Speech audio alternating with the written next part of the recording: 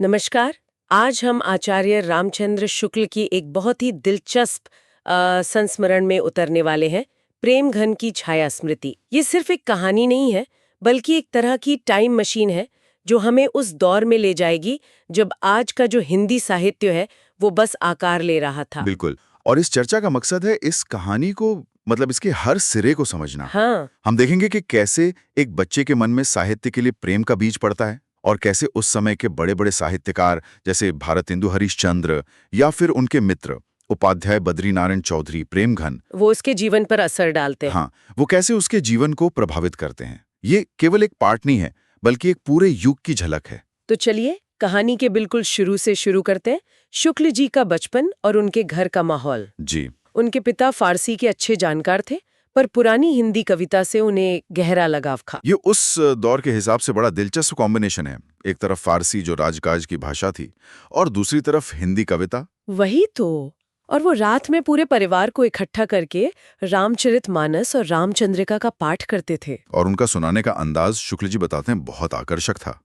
देखिए, पिताजी को भारतेंदु हरिश्चंद्र के नाटक भी बहुत पसंद थे। अच्छा। तो इसी माहौल ने बालक शुक्ल के मन पर एक बहुत गहरा असर डाला और जब लेखक सिर्फ 8 साल के थे, उनके पिता का तबादला मिर्जापुर हो गया।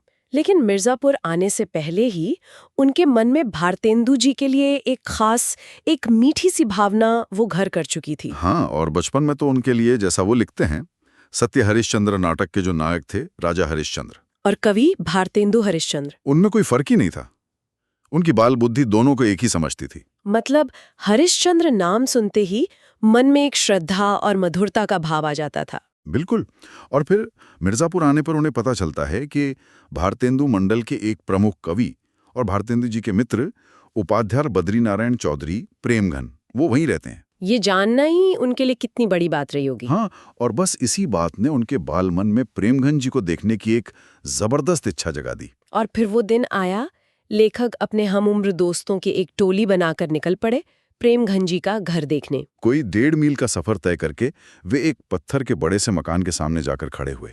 नीचे का बरामदा तो खाली था, लेकिन ऊपर का जो बरामदा था वो घनी लताओं से ढका हुआ था। बिल्कुल किसी रहस्यमयी जगह जैसा। हाँ, दोस्तों ने ऊपर की ओर देखने को कहा और लताओं के उस जाल के बीच एक मूर्ति जैसी आकृति खड़ी दिखाई दी। मूर्ति जैसी? जी, कंधे पर बाल बिखरे हुए थे और एक हाथ खंभे पर टिका था। ये प्रेमगंज जी की पहली झलक थी जो कुछ ही पलों में आंखों से ओझल हो गई। पर यह दृश्य लेखक के मन पर हमेशा के लिए छप गया। एक तरह से अंकित हो गया। और जैसे जैसे लेखक बड़े हुए, हिंदी के नए साहित्य की तरफ उनका झुकाव और बढ़ता गया। हाँ, वो पंडित केदारनाथ पाठक के पुस्तकालय से किताबें लाके पढ़ने लगे। यहाँ एक दिलचस्प बात है, उनके पिता जो खुद साहित्य प्रेमी थे, हाँ, उन्हें डर था कि कहीं लड़के का मन पढ़ाई से हट ना जाए, इसलिए वो किताबें छिपा देते थे। ये उस दौर के ज्यादातर पिताओं की चिंता थी, लेकिन लेखक की लगन कम नहीं हुई। नहीं हुई। एक बार की बात है, लेखक काशी गए। वहां घूमते घूमते वो भारतेंदु जी के घर के पास पहुंच गए। और संयोग देखिए। वहीं उनकी मुलाकात पंडित केदारनाथ पाठक से हो गई। अच्छा, वहीं पर? जी, और पाठक जी ने देखा कि ये लड़का कितनी भावुकता और श्रद्धा से भारतेंदु जी के घर को देख रहा है। लेखक की इस साहित्य भक्ति को देखकर वे बहुत प्रसन्न हुए। और वहीं से उन दोनों के बीच एक गहरी दोस्ती की शुरुआत हो गई। बिल्कुल। 16 साल की उम्र तक तो लेखक की हिंदी प्रेमियों की एक अच्छी खासी मंडली बन गई थी। हाँ, जिसमें काशी प्रसाद जायसवाल और भगवान दास हालना जैसे लोग शामिल थे। और ये लोग आपस में लिखने पढ़ने की शुद्ध हिंदी में बात करते थे और बातचीत में अक्सर निस्संदेह शब्द का इस्तेमाल करते थे। और यहीं से वो मजेदार किस्सा जुड़ा है। उस दौर में मिर्जापुर की कचहरी और वकीलों के बीच उर्दू का बोलबाला था। हाँ। इन लोगों को नौजवानों की ये शुद्ध हिंदी बड़ी अजीब लगती थी, इसलिए उन्होंने मजाक में इस मंडली का नाम ही निस्संदेह लोग रख दिया था। निस्संदेह लोग। जी। तो अब लेखक का परिचय चौधरी साहब यानी प्रेमघन जी से अच्छी तरह हो गया था। हाँ, अब लेखक एक लेखक की हैसियत से उनके यहाँ जाने लगे थे। और लेखक और उनके मित्र चौधरी साहब को एक पुरानी चीज की तरह देखते थे। पुरानी चीज मतलब जिसमें उनके लिए प्रेम और कुतूहल का एक अद्भुत मिश्रण था। इसे थोड़ा समझाइए। प्रेम और कुतूहल एक साथ। देखिए, प्रेमघन जी एक खास हिंदुस्तानी रईस थे। वसंत पंचमी और होली जैसे त्योहारों पर उनके यहाँ खूब नाच गाना और उत्सव होता था। उनके हर अदा से रईसी और तबीयतदारी झलकती थी। कंधों तक लटकते बाल, पान की तश्तरी लिए पीछे चलता नौकर। हाँ, और उनकी बातों में एक विलक्षण वक्रता, मतलब एक व्यंग्य का पुट होता था। वो सीधी बात नहीं कहते थे। तो ये सब देखना नई पीढ़ी के लिए एक अचरज जैसा था। बिल्कुल। इसीलिए उनके लिए प्रेम यानी आदर भी था, और कुतूहल यानी ये जानने की इच्छा भी थी कि ये दुनिया कैसी है। उनके जीवन के कुछ किस्से तो उनके स्वभाव को और भी मजेदार तरीके से दिखाते हैं। जैसे वो लैंप वाला किस्सा। हाँ, एक बार एक लैंप की बत्ती भभकने लगी। चौधरी साहब पास ही बैठे थे, लेकिन अपनी रईसी के कारण खुद उसे ठीक करने के बजाय नौकर को आवाज देते रहे। और आखिर में लैंप की चिमनी टूटकर चकनाचूर हो गई, पर उनका हाथ लैंप की तरफ नहीं बढ़ा। ये तो कमाल है। वे लोगों से मजाक करने में भी माहिर थे। एक बार एक पंडित जी ने कहा कि उन्होंने जल खाया है, तो चौधरी साहब ने तुरंत चुटकी ली। क्या कहा उन्होंने? उन्होंने कहा, जल ही खाया है कि कुछ फलाहार भी पिया है। भाषा की पकड़ देखिए। हाँ, इसी तरह जब एक पड़ोसी ने घन चक्कर शब्द का मतलब पूछा, तो उन्होंने मजाक में कहा कि सुबह से रात तक के सारे काम कागज पर लिखकर पढ़ लो, मतलब समझ आ जाएगा। मतलब प्रैक्टिकल डेमो दे दिया। जी एक और मजेदार घटना है कवि वामनाचार्य से जुड़ी हुई। हाँ, वो भी बहुत दिलचस्प है।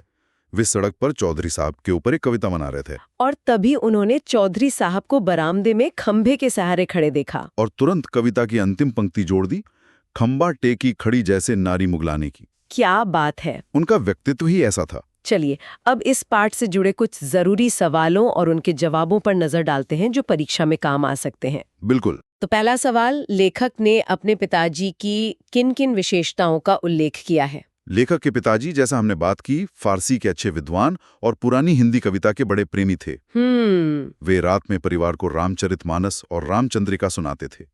उन्हें भारतेंदु जी के नाटक बहुत प्रिय थे और वे उनका भी पाठ किया करते थे। बिल्कुल। अगला सवाल, उपाध्याय बद्री नारायण चौधरी प्रेमघन की पहली झलक लेखक ने किस प्रकार देखी? लेखक अपने मित्रों के साथ चौधरी साहब के घर पहुंचे थे।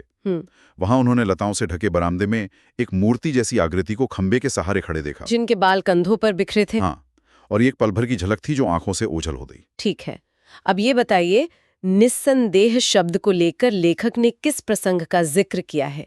लेखक और उनके हिंदी प्रेमी मित्रों की जो मंडली थी, वो बातचीत में निस्संदेह शब्द का बहुत प्रयोग करती थी। हाँ। और उस समय मिर्जापुर में उर्दू का चलन था, इसलिए वहां के वकील और दूसरे लोग व्यंग्य में इनकी मंडली को निस्संदेह लोग कहकर बुलाते थे। अच्छा, अब ये कथन किसके संदर्भ में कहा गया है और क्यों? इस पुरातत्व की दृष्टि में प्रेम और कुतूहल का अद्भुत मिश्रण रहता था। यह कथन लेखक ने अपने और अपने मित्रों के संदर्भ में चौधरी साहब यानी प्रेमघन जी के लिए कहा है। वे प्रेमघन जी को पुरातत्व यानी एक पुरानी और अनमोल वस्तु की तरह देखते थे, जिसके प्रति उनके मन में आदर यानी प्रेम भी था और उन्हें और जानने की उत्सुकता यानी कुतूहल भी था। बहुत अच्छे से समझाया। आखिरी सवाल, लेखक ने चौधरी साहब के व्यक्तित्व के किन-किन पहलुओं को उजागर किया है? लेखक ने बताया है कि चौधरी साहब एक रईस और तबीयतदार व्यक्ति थे। वो उत्सव प्रेमी, विनोदी और मजाकिया स्वभाव के थे। उनकी बातों में व्यंग्य होता था। हाँ, व्यंग्य होता था और वे नागरी यानी हिंदी भाषा के प्रबल समर्थक थे। तो कुल मिलाकर प्रेमघन की छाया स्मृति हमें दिखाती है कि हमारे शुरुआती जीवन के अनुभव, जिन लोगों से हम रिश्ते हैं और जिस माहौल में हम पलते गढ़ते हैं, वो किस तरह हमारी रुचियों और हमारे व्यक्तित्व को एक आकार देते हैं। बिल्कुल। शुक्ल जी के लिए मिर्जापुर का वो माहौल, वो दोस्तों के मंडली और प्रेमघन की वो छाया उनके साहित्यिक जीवन की एक तरह से नींव बन गई। और ये पाठ हमें एक बहुत ही दिलचस्प सवाल पर लाकर छोड़ता है। क्या हमारे जीवन में भी कोई ऐसी छाया स्मृति है, कोई ऐसी पहली झलक या मुलाकात जिसने हमारे भविष्य की दिशा तय कर दी हो? सोचने वाली बात है। इस पर विचार जरूर करना चाहिए।